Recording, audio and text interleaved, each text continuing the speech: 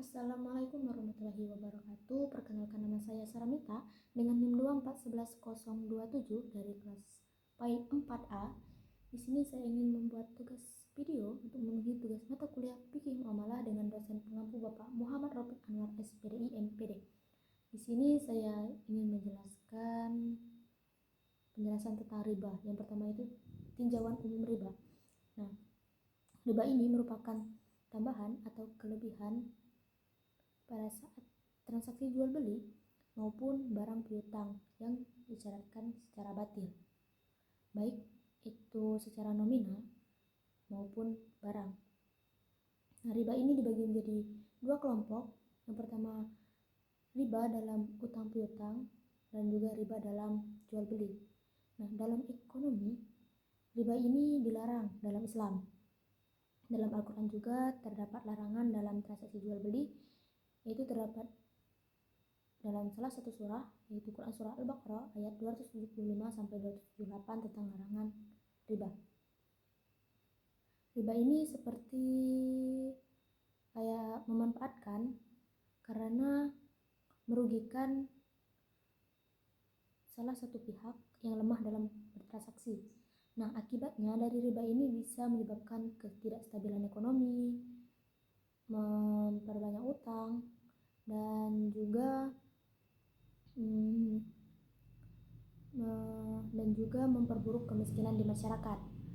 Nah, yang kedua itu ada definisi riba. Riba ini secara bahasa artinya banyak, seperti memperbanyak,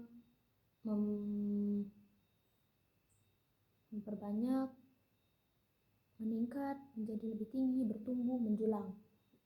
Nah, ya secara istilah, riba ini adalah penambahan atas penukaran harta khusus, baik harta ini ditakar dengan timbangan maupun dengan takaran.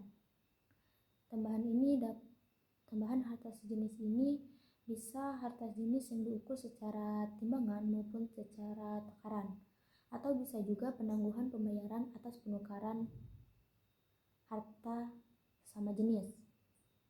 Yang ketiga itu ada dasar-dasar riba. Konsep dasar riba ini yaitu mengambil tambahan dari harta maupun modal secara batil, baik itu dalam transaksi maupun dalam utang piutang atau pinjam-meminjam. Nah, riba ini berbeda dengan transaksi biasanya, karena pada transaksi biasanya menguntungkan dua belah pihak, sedangkan riba ini hanya menguntungkan salah satu pihak.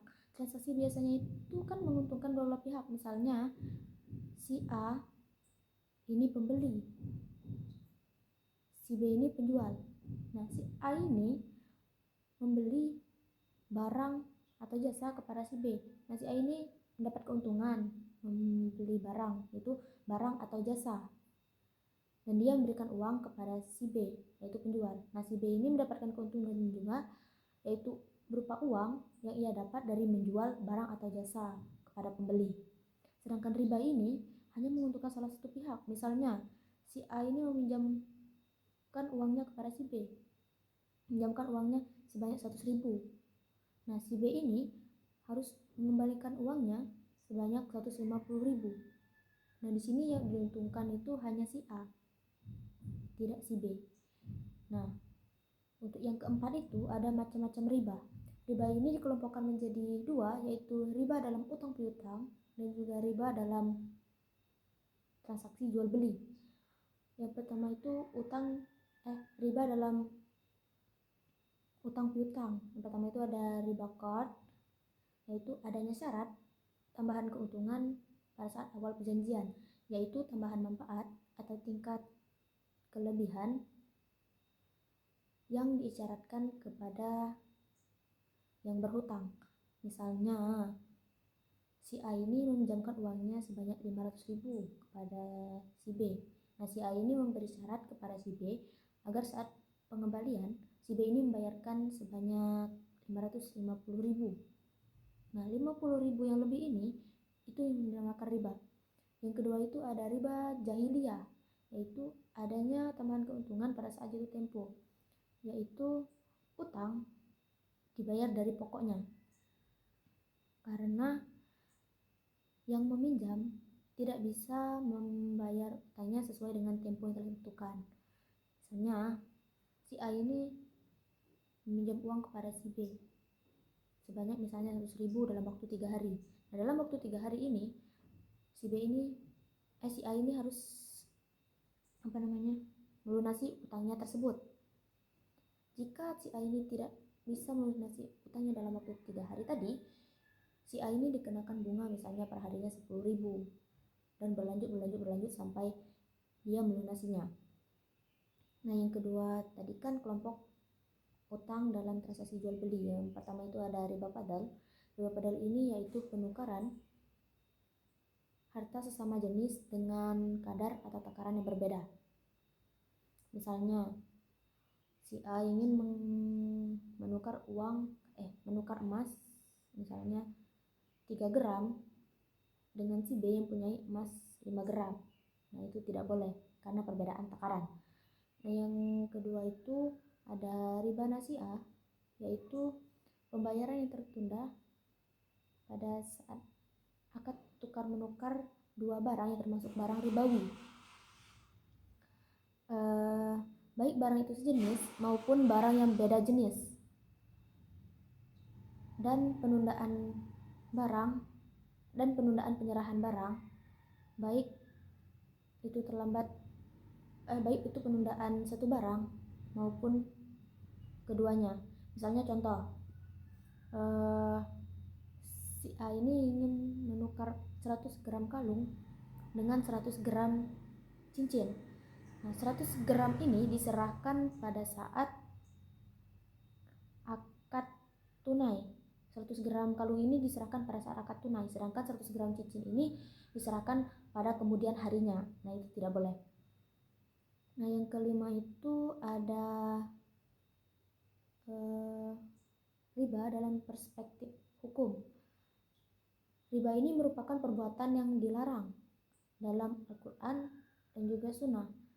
Nah, dalam Al-Quran juga dalam salah satu surat yaitu surah Al-Baqarah ayat 275, yang dimana dari ayat tersebut dijelaskan bahwa Allah itu menghalalkan jual beli dan mengharamkan riba. Nah, ini dapat dipahami bahwa jual beli dihalalkan karena ada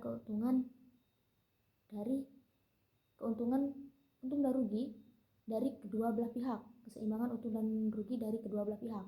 Sedangkan riba ini hanya tidak seimbang untung dan ruginya dari kedua belah pihak, atau bisa dipahami hanya menguntungkan salah satu pihak, yaitu mengambil keuntungan tanpa resiko yang tinggi. Nah, yang selanjutnya itu ada praktek riba dalam masyarakat modern. Yang pertama itu ada bunga konvensional, yaitu bunga tambahan pada simpanan, yaitu tabungan atau deposito atas peminjaman uang. Yang kedua itu ada pinjaman online atau pay letter, itu bunga harian atau bulanan dan juga denda keterlambatan yang membuat total pengembalian melebihi utang pokok. Yang ketiga itu ada kartu kredit, yaitu tambahan atas pembelian tambahan yang dikenakan kepada nasabah karena belum bisa melunasi angsurannya, belum bisa melunasi banyak pembelian barang yang belum lunas misalnya, yaitu pembelian minimum. Yang ketiga itu ada kredit kendaraan atau rumah, yaitu cicilan barang dengan bunga tetap atau bunga majemuk yang dihitung dari total harga barang. Nah, yang kelima itu ada misalnya denda keterlambatan, yaitu tambahan biaya yang dikenakan kepada pembeli kredit karena tidak membayar angsuran sesuai dengan tempo yang telah ditentukan. Nah, yang terakhir itu penukaran uang. Penukaran uang ini misalnya kita ingin menukar uang 100.000 dengan pecahan 2.000, tetapi kita hanya mendapatkan 96.000. Nah, selanjutnya itu ada contoh riba dalam transaksi perbankan. Yang pertama itu ada bunga pinjaman. Misalnya itu kita meminjam uang kepada bank sebanyak 100 juta dengan bunga 10% per tahun. Nah, pada saat kita ingin mengembalikan uang itu, kita mengembalikan uang 100 juta tadi sebanyak 110 juta. Nah, 10 juta ini yang dinamakannya riba. Nah, selanjutnya itu ada bunga deposito, yaitu bank memberikan bunga sebanyak 5% per tahun kepada nasabah atas uang yang disimpan nasabah. Yang ketiga itu ada pembelian emas atau penukaran emas secara tidak tunai, yaitu membeli emas dengan mencicil ataupun menukarkan emas 1 gram dengan emas 1,5 gram. Nah, yang kedua ada yang ke-8 itu ada riba dalam transaksi kredit. Riba dalam transaksi kredit ini yang pertama itu ada denda keterlambatan. Denda keterlambatan ini misalnya kredit motor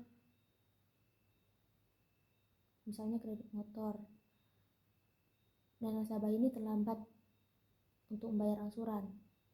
Nah, nasabah ini dikenakan denda misalnya berapa karena keterlambatan membayar tadi. Yang kedua itu ada cicilan berbunga. Misalnya itu kita itu membeli barang dengan harga yang lebih tinggi karena kita bayarnya mencicil. Misalnya kita ingin membeli panci nih. Panci ini jika secara tunai itu harganya misalnya 250.000. Nah, kalau kita mencicil harganya bisa menjadi 300.000 atau lebih karena kita bayarnya mencicil. Nah, yang ketiga itu ada jual beli ina atau riba terselubung. Misalnya kita beli motor kredit dengan harga 20 juta. Nah, kita menjual kembali ke penjual awal tadi, tetapi kita hanya mendapatkan harga sebanyak 15 juta. Nah, yang terakhir itu ada riba dalam pinjaman online dan pay later.